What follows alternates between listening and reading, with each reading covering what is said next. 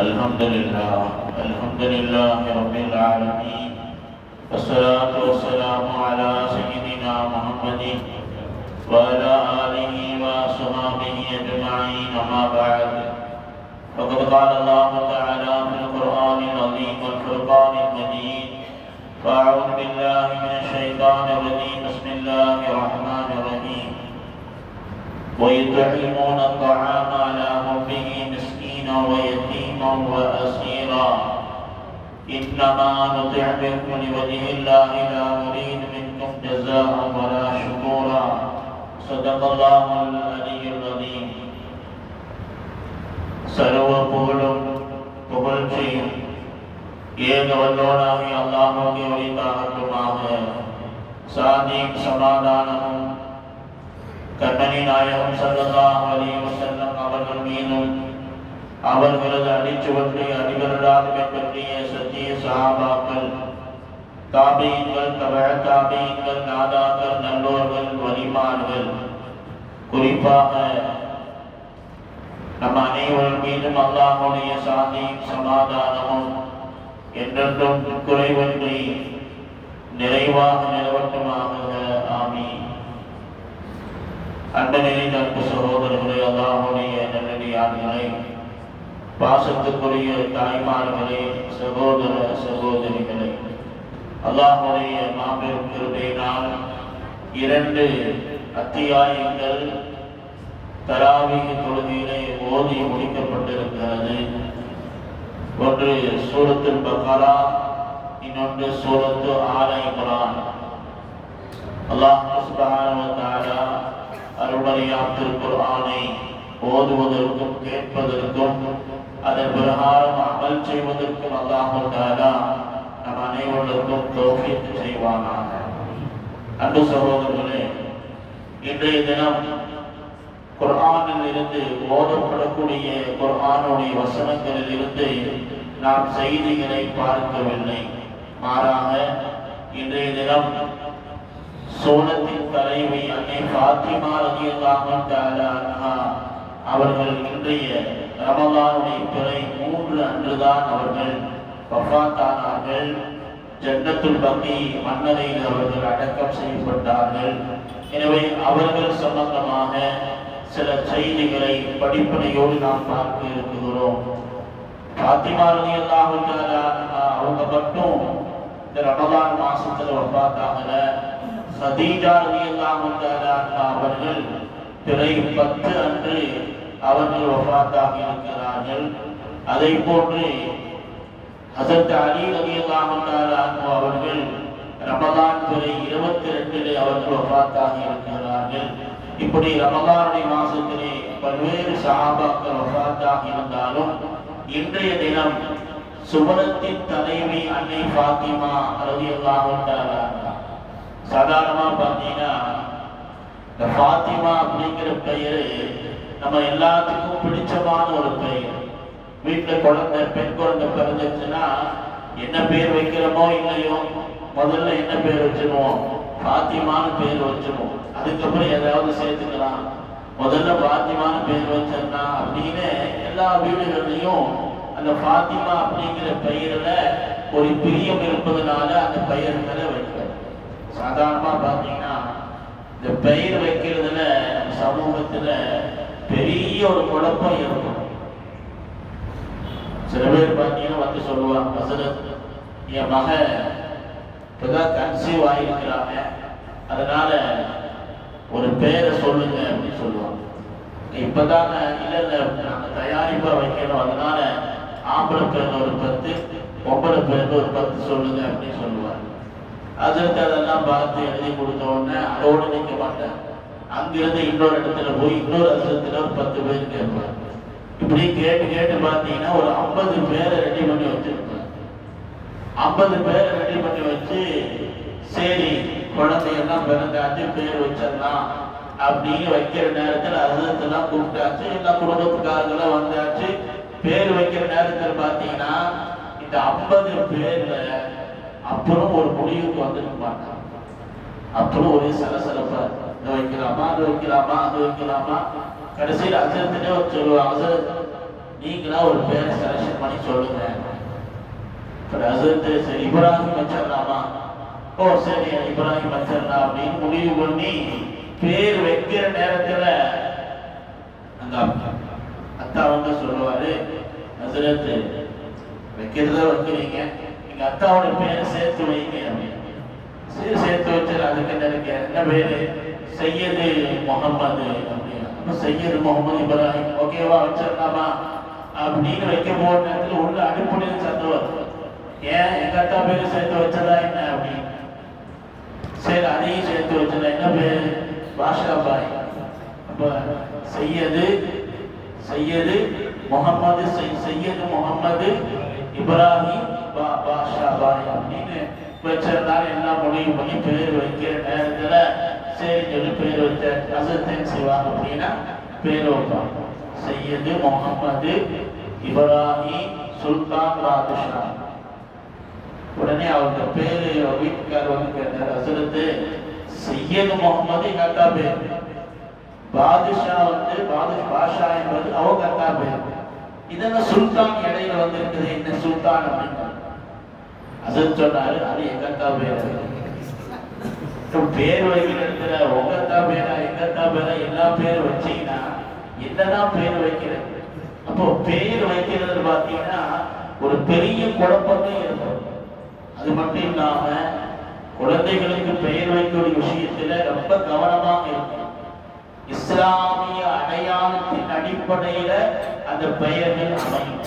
இன்னைக்கு சில பேர் பக்தி முக்தி போய் என்ன செய்யறாங்கன்னா அரபி வாசகத்தை வைக்கிறது இல்லை, அதோடைய அர்த்தங்களை வைக்கிறாங்க. உதாரணமா ரஹ்மத்து அப்படின்னா ரஹ்மத்து வைக்கிறது. அந்த ரஹமத்துக்கு என்ன அர்த்தம்? அருள் அப்படின்னு தான் அர்த்தம். அருளுக்கு இருபை அப்படின்னா அதனால பையனுக்கு அருள் அப்படின்னு பேர் வைக்கிறாங்க.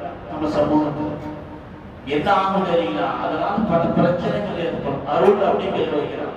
இப்ப எல்லாமே அரபி வாசகத்துல அர்த்தம் வச்சுங்கன்னா உதாரணமா மறக்கிறதுன்னு இருக்குது, அபிவிருத்தி அப்படின்னு அர்த்தம் வரும். பேர் வைக்க முடியுமா?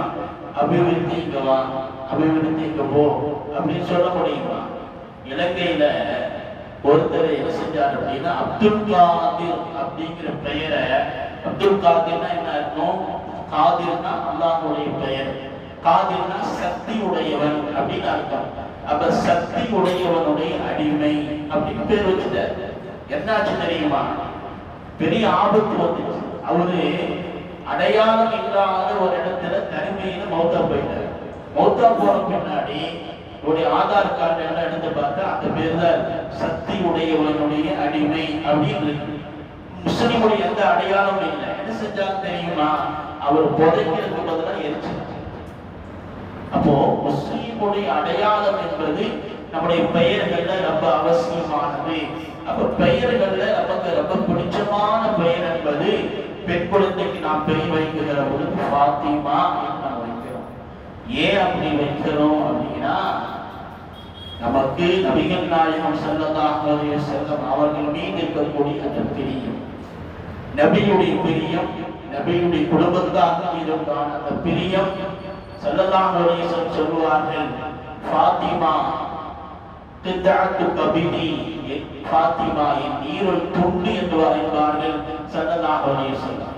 யார் ஃபாத்திமாவை நேசிக்கிறார்களோ அவர்கள் என்னை நேசிப்பதை போன்று, யார் ஃபாத்திமாவை கோபித்துக் கொள்கிறார்களோ அவர்கள் என்னை கோபித்துக் கொள்வதை போன்று என்று ஸல்லல்லாஹு அலைஹி வஸல்லம் சொன்னதனால ஃபாத்திமா ரலியல்லாஹு தஆலா அன்ஹா அவங்க மேல நமக்கு ஒரு தனி பிரியமும் பாசமும் இருக்கிறது. அன்பு சகோதரர்களே, பொதுவாக பெருமானார் ஸல்லல்லாஹு அலைஹி வஸல்லம் அவங்களுக்கு அவருடைய 7 குழந்தைகள் இருந்தாங்க. அதுல ஃபாத்திமா ரலியல்லாஹு தஆலா அன்ஹா நபி ஸல்லல்லாஹு அலைஹி வஸல்லம் அவங்கள மாதிரியே இருப்பாங்க. அவங்கள மாதிரியே நட, அவங்கள மாதிரியே அந்த பேச்சு பாவனை எல்லாம் அப்படியே இருக்கும். அது 7 குழந்தையில ஃபாத்திமா நாயகிக்கு மட்டும்தான் அப்படி பொருத்தமாக இருந்துச்சு.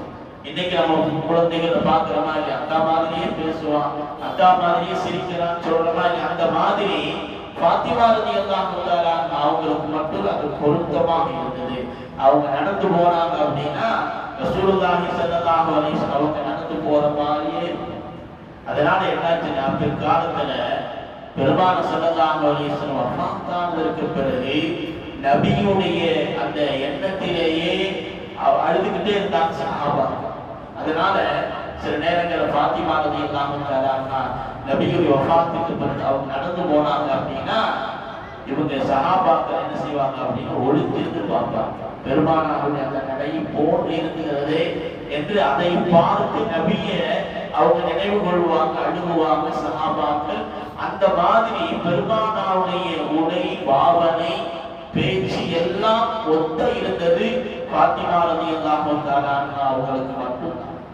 பெருமானாருக்கு 7 குழந்தை இருந்தாங்க இல்லையா? அதுல முதல்ல காசிம் ரலியல்லாஹு தஆலா அவங்க பிறந்தாங்க. அதுக்கு பிறகு ஸைனப் அம்மா பிறந்தாங்க. அதற்கு பிறகு ருக்கையா அம்மா பிறந்தாங்க. அதற்கு பிறகு உம்மு குல்சூம் பிறந்தாங்க. அதற்கு பிறகு 5வது குழந்தையாக தான் ஃபாத்திமா ரலியல்லாஹு தஆலா அவங்க பிறந்தாங்க. அதற்கு பிறகு இப்ராஹிம், அப்துல்லா என்ற 7 குழந்தைகள் நபிகள் நாயகம் ஸல்லல்லாஹு அலைஹி வஸல்லம் அவங்களுக்கு இருந்தாங்க. இதுல ஃபாத்திமா நாயகி அவங்க 5வது குழந்தையாக பெருமானாருக்கு 35 வயது இருக்கிற பொழுது ஃபாத்திமா ரலியல்லாஹு தஆலா அவர்கள் பிறக்கிறார்கள். அந்த நேரம் எப்படிப்பட்ட நேரமாக இருந்துச்சு அப்படின்னா, அந்த நேரத்தில் தான் காபத்துல்லாவும் புனர் நிர்மாணம் செய்து அந்த ஹஜர் அஸ்வத் கல்ல வச்சாங்களா இல்லையா? அந்த சம்பவம் உங்களுக்கு நினைவு இருக்கும். அந்த நிகழ்வு நடைபெற்ற அந்த காலகட்டத்தில் தான் ஃபாத்திமா ரலியல்லாஹு தஆலா பிறக்கிறாங்க. அப்ப நபி அவங்களுக்கு நுபுவத் வழங்கப்படுவதற்கு 5 ஆண்டுகளுக்கு முன்பாக பிறந்தவர்கள் தான் சையதத்துனா ஃபாத்திமா ரலியல்லாஹு தஆலா அவர்கள் இருக்கிறார்கள். அன்பு சகோதரர்களே, ஃபாத்திமா நாயகிக்கு ஃபாத்திமா அப்படிங்கிற பெயர் அல்லாம பல்வேறு சிறப்பு பெயர்கள் இருந்தது. பத்தூல் அப்படின்னு ஒரு பெயர். பத்தூல் அப்படின்னா தனித்துவம் மிக்க பெண்மணி என்று அர்த்தம். இந்த பத்தூல் அப்படிங்கிற பெயர் இஸ்லாமிய வரலாற்றுல 2 பேருக்கு தான் சொல்லப்பட்டு இருக்கிறது. ஒன்று ஃபாத்திமா நாயகி, இன்னொன்று மரியம் அலைஹிஸ்ஸலாத்து வஸ்ஸலாம் அவர்கள். இந்த 2 பேருக்கு தான் தனித்துவம் என்ற பெண்மணி அப்படிங்கிற அர்த்தத்துல பத்தூல் அப்படிங்கிற பெயர். அப்ப ஃபாத்திமா ரலியல்லாஹு தஆலா அவர்கள் அனைத்திலும் தனித்துவம் மிக்கவர்களாக இருந்தார்கள். அவர்கள் அழகிலே தனித்துவம் மிக்கவர்களாக இருந்தார்கள். சிறப்பிலே, அந்தஸ்திலே அவர்கள் தனித்துவம் மிக்கவர்களாக இருந்தார்கள். என்ன அந்தஸ்து அப்படின்னா, அவங்க தாயார் ஹதீஜா நாயகி, அவருடைய தந்தையார் ரசூலுல்லாஹி ஸல்லல்லாஹு அலைஹி வஸல்லம், அவருடைய கணவனார் அறிவின் வாசல் என்று சொல்லப்படக்கூடிய அலியின் கரமல்லாஹு வஜ்ஹு, அவருடைய குழந்தைகள் ஹசன் ஹுசைன் அவர்கள் சொர்க்கத்திலே இளைஞர்களுக்கு தலைமையாக இருக்கக்கூடிய 2 சஹாபிகள் ஹசன் ஹுசைன். அப்போ அந்த குடும்பமே பார்த்தீங்கன்னா ஒரு தனித்துவம் மிக்க ஒரு குடும்பமாக இருந்தது. அந்த அடிப்படையிலே பத்தூல் என்கின்ற பெயர். பெருமானார் ஸல்லல்லாஹு அலைஹி வஸல்லம் அவங்களுக்கு ஃபாத்திமா நாயகி மீது அளவு கடந்த அன்பு இருந்துச்சு. எல்லா குழந்தைகள் மீது அன்பு இருந்தாலும் ஃபாத்திமா நாயகி மீது ஒரு தனி அன்பு இருந்துச்சு. அவங்க வாழ்நாள்ல அவங்க இருக்கிற வரையும் ஒருவரை சந்திக்காத நாளே கிடையாது. டெய்லி சந்திச்சிருவாங்க. ஒன்று பெருமானார் போய் பார்ப்பாங்க, அல்லது ஃபாத்திமா நாயகி பார்ப்பாங்க. பார்க்காத நாளே கிடையாது. எந்த அளவுக்கு அப்படின்னா, ரசூலுல்லாஹி ஸல்லல்லாஹு அலைஹி வஸல்லம் எங்கேயாவது வெளியூருக்கு பயணம் போறாங்க அப்படின்னா ஃபாத்திமா நாயகி வீட்டுக்கு போய் மகளுக்கு சொல்லிட்டு தான் போவாங்க. வெளியூர்ல போய் திரும்பி ஊருக்கு, சொந்த ஊருக்கு வருகிற பொழுது ஃபாத்திமா ரலியல்லாஹு தஆலா அவங்க சந்திச்சுட்டுனா மற்ற வேலைகளை பார்ப்பாங்க என்கின்ற அளவுக்கு ஃபாத்திமா ரலியல்லாஹு தஆலா அவர்கள் மீது அளவு கடந்த அன்பு இருந்தது. ஃபாத்திமா நாயகி வீட்டுக்கு வந்தாங்க அப்படின்னா ஸல்லல்லாஹு அலைஹி வஸல்லம் 3 வேலைகளை செய்வாங்க. எப்ப வீட்டுக்கு வந்தாலும் 3 வேலைகளை செய்வாங்க. என்ன செய்வாங்க அப்படின்னா, ஃபாத்திமா நாயகி உள்ள வர்றாங்க என்று தெரிந்தாலே ஸல்லல்லாஹு அலைஹி வஸல்லம் எழுந்திருத்து நிற்பார்கள். எழுந்திருத்து நின்று அவங்களுடைய நெத்தியில முத்தமிடுவாங்க. கூப்பிட்டு பக்கத்துல உட்கார வச்சுக்குவாங்க. நபிகள் நாயகம் ஸல்லல்லாஹு அலைஹி வஸல்லம் அவர்கள் அந்த அளவுக்கு ஃபாத்திமா நாயகி மீது அளவு கடந்த நேசமும் பிரியமும் இருந்திருக்கிறது. எந்த அளவுக்கு என்று சொன்னால், நபியுடைய நேசம் மட்டுமல்ல, அல்லாஹ்வும் ஃபாத்திமா நாகி விரும்பினான், அந்த குடும்பத்தையே விரும்பினான். குர்ஆனில சூரத்துல் கஹ்ர் என்கிற ஒரு அத்தியாயம், அந்த அத்தியாயத்துல ஃபாத்திமா ரலியல்லாஹு தஆலா அன்ஹா அவர்களை பற்றியும் அலி ரலியல்லாஹு தஆலா அன்ஹு அவர்களை பற்றியும் அல்லாஹ் சொல்லி தருகிறான். அவங்களுக்கு உணவெல்லாம் தயாராக இருக்கிறது. அந்த நேரத்தில் பார்த்தீங்கன்னா ஒரு ஏழை வந்த பொழுது அவங்களுக்கு இருந்த உணவை எடுத்து கொடுத்து பட்டினியாக இருந்தாங்க. அதே மாதிரி உணவு தயாராக இருக்கிறது. இன்னொரு நேரம் பார்த்தீங்கன்னா இன்னொருத்தர் வர்றாங்க, அவங்களுக்கு கொடுத்தாங்க. மூணாவது தடவை பார்த்தா ஒரு கைதி வந்தாங்க, அவங்களுக்கு கொடுத்தாங்க. இதெல்லாம் எதற்காக வேண்டி செஞ்சாங்க? கொடுத்தாங்க, பட்டினியாக இருந்தாங்க, குடும்பமே பட்டினியாக இருந்தது. வந்தவர்களுக்கு தேவையை பூர்த்தி செஞ்சாங்க. அல்லாஹ் தஆலா குர்ஆன் ஆயத்தை இறக்கி வச்சான், வயுத்இமூன தஆம அலா ஹுப்பிஹி மிஸ்கீனா வ யதீமா வ அஸீரா. முதல் நாள் மிஸ்கீன்களுக்கு கொடுத்தாங்க, யதீமுக்கு கொடுத்தாங்க, கைதிக்கு கொடுத்தாங்க. இன்னமா நுத்இமுக்கும் லிவஜ்ஹில்லாஹி லா நுரீது மின்கும் ஜஸாஅ வலா ஷுகூரா. இப்படி எல்லாம் உணவுகளை கொடுக்கிறது அல்லாஹ்வுடைய பொருத்தத்துக்காக இப்படி செஞ்சாங்க என்று அல்லாஹ் தஆலா குர்ஆனிலே சொல்லக்கூடிய அளவுக்கு அவங்க வாழ்க்கை அமைந்திருந்தது. அந்த அத்தியாயத்துல பார்த்தீங்கன்னா இந்த செய்திகளுக்கு பிறகு அல்லாஹ் தஆலா சொர்க்கத்தை பற்றி அல்லாஹ் பேசுகிறார். சொர்க்கத்தை பற்றி எல்லா செய்தி பேசுகிறார். இந்த சொர்க்கத்தில் என்னவெல்லாம் இருக்கும் அப்படி நிறைய செய்திகளை பேசலாம். ஆனா எதை பத்தி பேசல அப்படின்னா ஹூருல் ஈன் பெண்கள், அந்த சொர்க்கத்து பெண்களை பத்தி அந்த வசனத்தில் பேசவே இல்லை. முஃபஸ்ஸிரீன்கள் விளக்கம் சொல்றாங்க, வாக்கியா சூராவுல சொர்க்கத்தை பற்றி பேசுகிற பொழுது ஹூருல் ஈன் பெண்களை பற்றி அல்லாஹ் பேசுகிறான். சாஃபாத் அப்படிங்கிற அத்தியாயத்துல சொர்க்கத்தை பற்றி பேசுகிற பொழுது ஹூருல் ஈன் பெண்களை பற்றி பேசுறான். ஆனா இந்த இடத்துல ஃபாத்திமா நாகி அவங்க குடும்பத்தில் நடந்த நிகழ்வை பற்றி பேசிவிட்டு அதற்கு பேசுகிற பொழுது, சொர்க்கத்தை பற்றி பேசுகிற பொழுது ஹூருல் ஈன் பெண்களை பற்றி அல்லாஹ் ஏன் பேசல என்று முஃபஸ்ஸிரீன்கள் விளக்கம் சொல்கிற பொழுது சொல்றாங்க, ஃபாத்திமா நாகி சொர்க்கத்து கன்னிகளை விட, சொர்க்கத்து அழகிகளை விட இவர்கள் அழகானவர்கள். அலியுல் கர்ரமல்லாஹு வஜ்ஹு, அவங்களுக்கு அவங்க பொருத்தமானவங்க. அதனால் அல்லாஹ் அவங்க மீது பிரிய வைத்ததனால சொர்க்கத்தின் கன்னிகளை விட அழகாக இருக்கக்கூடிய ஃபாத்திமா நாகி இங்கே இருக்கிற பொழுது அதை பற்றி பேச வேண்டிய அவசியம் கிடையாது என்ற அடிப்படையில் அல்லாஹ் இந்த வசனத்தில் அதை பேசவில்லை என்று முஃபஸ்ஸிரீன்கள் விளக்கம் சொல்லித் தருகிறார்கள். எனவே அன்பு சகோதரர்களே, ஃபாத்திமா நாகி அவர்கள் மீது பெருமானாருக்கு அளவு கடந்த அன்பு இருந்தாலும் கூட ஃபாத்திமா ரலியல்லாஹு தஆலா அன்ஹா அவர்கள் சாதா சீதாவாக ரொம்ப எளிமையான ஒரு வறுமையான ஒரு வாழ்க்கையை தான் வாழ்ந்தாங்க. ரொம்ப செழிப்பான வாழ்க்கை ஒன்றுமே கிடையாது. வீட்டு வேலைகள்ல அவங்களே தான் செய்வாங்க. தண்ணீர் எடுப்பதற்காக வேண்டி வீட்டிலிருந்து குடத்தை எடுத்து போய் கிணற்றடியில போய் தண்ணி எடுத்துட்டு வரும். துவைப்பதற்காக வேண்டி துணிமணிகளை எல்லாம் எடுத்துக்கொண்டு போய் கிணற்றடியிலே அங்கே துவைக்க வேண்டிய சூழ்நிலை இருந்தது. மாவு அரைப்பதற்காக வேண்டி அந்த மாவு கல்களை வைத்து அவர்கள் அரைக்கக்கூடிய நிலைகளும் இருந்தது. எந்த அளவுக்கு என்று சொன்னால், கணவனார் அலி ரலியல்லாஹு தஆலா அன்ஹு, அலி ரலியல்லாஹு தஆலா அன்ஹு ரொம்ப வறுமை, ரொம்ப கஷ்டம், பல வேலைகளை செஞ்சாங்க. கட்டிட வேலை இருக்கா இல்லையா, கட்டிட வேலைகளை அலி ரலியல்லாஹு தஆலா செஞ்சிருக்கிறார். இன்னும் சொல்ல போனால் சில நேரங்களில் ஓவர் டைம் சொல்லுவாங்க, அந்த மாதிரி வேலைகள் 2-3 வேலையெல்லாம் செய்வாங்க வருமானத்திற்காக. என்ன செய்வாங்க அப்படின்னா, அன்னைக்கெல்லாம் தண்ணி இறைச்சி தோட்டத்துக்கு ஊற்றணும். இன்னைக்கெல்லாம் மோட்டர் இருக்கா இல்லையா, அன்னைக்கு அதெல்லாம் கிடையாது, தண்ணி இறைச்சி தான் ஊற்றணும். அப்போ ஒரு யூதனுடைய தோட்டத்தில் போய் வேலைக்காக பேசுறாங்க. அவன் சொன்னா அதுவும் கிணறு இருக்கிறது, அந்த கிணற்றிலிருந்து தண்ணீர் இறைத்து இதோ இந்த தொட்டியில ஊற்றணும். அப்படி ஊத்துனீங்க அப்படின்னா ஒரு வாழைக்கு பகரமாக ஒரு பேரிச்சம்பழம், ஒரு வாழைக்கு பகரமாக ஒரு பேரிச்சம்பழம். அலி ரலியல்லாஹு தஆலா அவர்கள் அந்த வேலையை முடித்து 11 பேரிச்சம்பழங்களோடு வீட்டுக்கு வந்தார்கள் என்று ஹதீசுகளை பதிவு செய்யப்பட்டிருக்கிறது. அந்த அளவுக்கு எளிமை, அந்த அளவுக்கு வறுமை, அந்த அளவுக்கு கஷ்டங்கள் இருந்தால் கூட தக்வாவோடு இறை அச்சத்தோடு அல்லாஹ்வுக்கு பிடித்தமான ஒரு வாழ்க்கை வாழ்ந்தார்கள் பாத்திமா ரலியல்லாஹு தஆலா அன்ஹா. ஒரு கட்டத்துல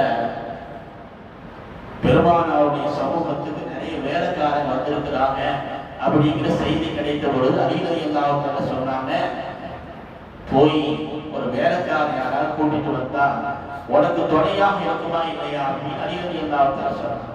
பாத்திமா எதையுமே தகப்பனானத்துல வாய் திறந்து கேட்டதே கிடையாது, கூச்சப்படுவாங்க. சரி கணவனார் சொல்றாரு அப்படிங்கிறதுக்காக வேண்டி போனாங்க. போன இடத்துல பெருமானார் ஸல்லல்லாஹு அலைஹி வஸல்லம் வீட்டுல இல்ல, கதீஜா அம்மா தான் இருந்தாங்க. போன பொழுது கதீஜா அம்மாவோட பேசுறாங்க. பேசி முடிவுல கேட்டாங்க, என்ன விஷயமா வந்தீங்க அப்படின்னு. இல்ல இல்ல அத்தாவை பார்க்கறதுக்காக வந்தேன் அப்படின்னு சொன்னபோது என்ன விஷயம் அப்படின்னு கேட்டாங்க. இல்ல இல்ல நான் அப்புறமா வர்றேன் அப்படின்னு பாத்திமா ரலியல்லாஹு தஆலா அவர்கள் வீடு திரும்பி விட்டார்கள். நபிகள் நாயகம் ஸல்லல்லாஹு அலைஹி வஸல்லம் இரவு வீட்டுக்கு வர்றாங்க. களைப்பாக வந்தாங்க. வந்த பெருமானாருக்கு கதீஜா அம்மா யார சொல்லலாம் பாத்திமா வந்தாங்க, என்ன விஷயம் அப்படின்னு கேட்ட பொழுது, உங்கள்கிட்ட தான் சொல்ற மாதிரி தெரியுது, எனக்கு ஒன்றும் சொல்லல அப்படின்னு சொன்ன பொழுது செருப்பை கலப்பி பெருமானார் ஸல்லல்லாஹு அலைஹி வஸல்லம் மீண்டும் செருப்பை போட்டுக்கொண்டு பாத்திமா ரலியல்லாஹு தஆலா வீட்டுக்கு போய் பார்த்து அலி ரலியல்லாஹு தஆலா பாத்திமா சொன்னாங்க, என்ன வந்தீங்களாமா, என்ன விஷயம் அப்படின்னு கேட்டாங்க. அப்போது பாத்திமா நாய் சொல்றதுக்கு தயக்கப்பட்டிருந்தாங்க. அலி ரலியல்லாஹு தஆலா அவங்க விஷயத்தை சொன்னாங்க. சொன்ன பொழுது நபிகள் நாயகம் ஸல்லல்லாஹு அலைஹி வஸல்லம் அவர்கள் அதுக்கு பதில் சொல்லாம நபி அவங்க சொன்னாங்க, இரவு நீங்கள் தூங்குவதற்கு முன்னாடி சுபஹானல்லாஹ் என்பதை 33 தடவை, அல்ஹம்துலில்லாஹ் என்பதை 33 தடவை, அல்லாஹு அக்பர் என்பதை 34 தடவை நீங்கள் சொல்லிக் கொள்ளுங்கள். சொல்லிக்கொண்டு உங்கள் உடம்புல நீங்கள் தடவிக் கொள்ளுங்கள். உங்கள் கை கால் வலிகள் எல்லாம் உங்களுக்கு சரியாகிவிடும். உங்களுக்கு ஒரு வேலைக்காரர் இருப்பதை விட அது சிறந்தது என்று நபிகள் நாயகம் ஸல்லல்லாஹு அலைஹி வஸல்லம் சொன்னார். சொன்ன பின்னாடி பாத்திமா நாயகி அலி ரலியல்லாஹு தஆலா கேட்டாங்க, சரி இதெல்லாம் நாங்க ஓதுறோம், நாங்க கேட்ட வேலைக்காரர் எங்கே அப்படின்னு கேட்டாங்க. உடனே ஸல்லல்லாஹு அலைஹி வஸல்லம் சொன்னாங்க, ஒரு வேலைக்காரர் அவர் ஒரு வேலைக்காரர்கள் பல வேலைக்காரர்கள் வந்திருக்கிறார்கள், அடிமைகளாக இருக்கிறாங்க, அவர்கள் எல்லாம் உரிமை விடப்படக்கூடியவர்களாக இருக்கிறார்கள். அப்படி உரிமை விடப்பட்டு அதிலே வரக்கூடிய வருமானங்கள் என்பது அஸ்ஹாபு சுஃபா திண்ணை தோழர்களாக இருக்கிறார்கள் இல்லையா, அந்த திண்ணை தோழர்களுக்கு மார்க்க கல்வி படிப்பதற்காக வேண்டித்தான் அந்த செல்வம் என்பது பயன்படுமே, அல்லாது ஒரு காலம் உங்களுக்கு அவர்களை நான் தரமாட்டேன் என்றார்கள் நபிகள் நாயகம் ஸல்லல்லாஹு அலைஹி வஸல்லம் அவர்கள். அவ்வளவு பிரியத்துக்குரிய மகளாக இருந்தாலும் கூட நபி அவங்க ஒரு வேலைக்கார கொடுத்துட்டாங்க அப்படின்னா கேட்கறதுக்கு யாரும் கிடையாது, யாரும் அப்ஜெக்ஷன் பண்ண மாட்டாங்க, விமர்சனம் பண்ண மாட்டாங்க. இருந்தாலும் ஸல்லல்லாஹு அலைஹி வஸல்லம் அவர்கள் எதற்கு முக்கியத்துவம் கொடுக்க வேண்டும், கல்விக்கு முக்கியத்துவம் கொடுக்கணும். பிள்ளைகள் கஷ்டப்பட்டாலும் பரவாயில்லை, வறுமையில் இருந்தாலும் பரவாயில்லை என்று ரசூலுல்லாஹி ஸல்லல்லாஹு அலைஹி வஸல்லம் அவர்கள் அந்த நீதத்தை அவர்கள் கடைபிடிக்கிறார்கள்.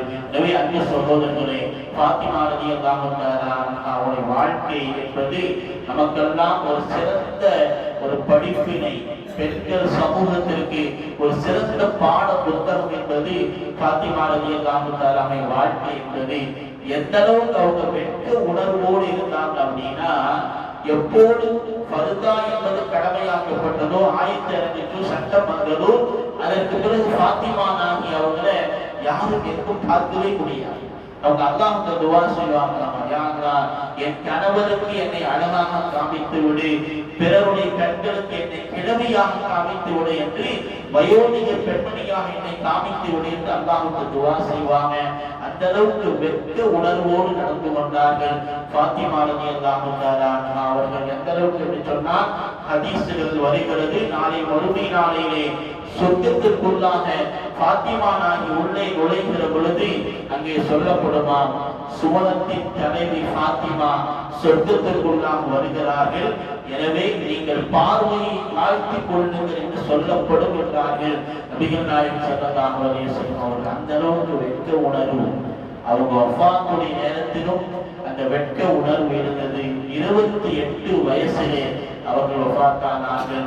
நபிகள் நாயகம் ஸல்லல்லாஹு அலைஹி வஸல்லம் வஃபாத்தான 6 மாதத்திற்கு பிறகு பாத்திமா ரலியல்லாஹு தஆலா வஃபாத்தானாங்க.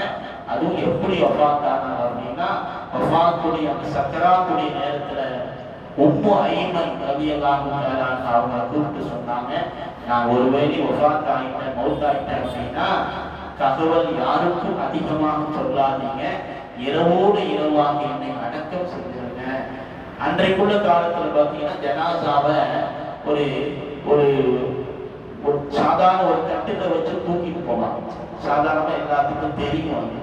ஆனா அவங்க சொன்னாங்க, எனக்கு ஒரு மறைவான ஒரு பெட்டியை போன்று நம்ம இன்னைக்கு பார்க்கிறோமான சத்தூக்கு பெட்டி, அந்த மாதிரி ஒரு அமைப்புல என்னை கொண்டு போங்க, என்னுடைய உடல் அமைப்பு கூட வெளியே தெரியக்கூடாது, இரவோடு இரவாக என்னை அடக்கம் செய்து விடுங்கள், ஜன்னத்துல் பக்கீ கபிரிஸ்தான் என்று வசியத்தை சென்றாங்க. என்னை யார் குளிப்பாட்ட வேண்டும் என்று தெரியுமா?